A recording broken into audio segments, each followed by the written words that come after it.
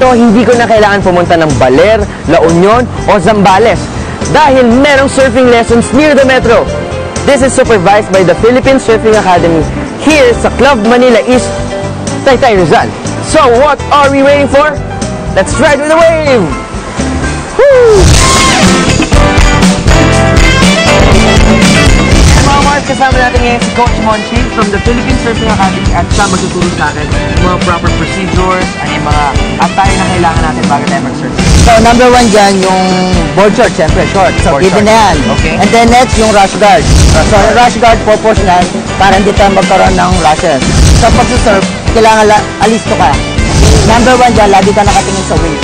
Okay, kasi wave lagi yung magiging kalaban natin dyan. Alon.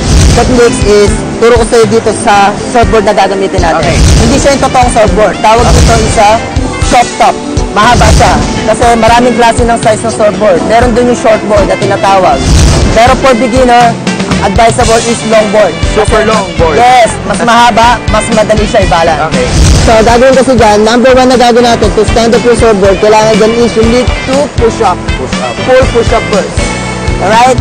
And then next, your back foot.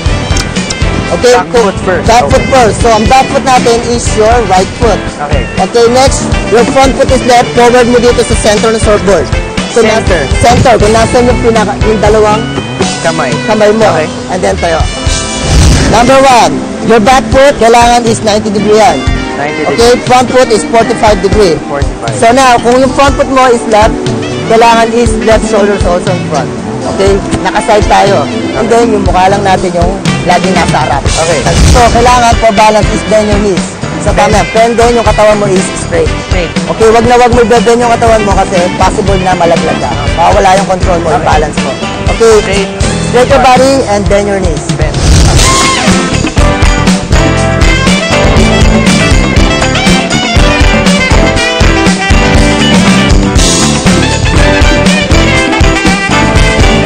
First time ko po kasi, so talagang andun pa rin yung kaba.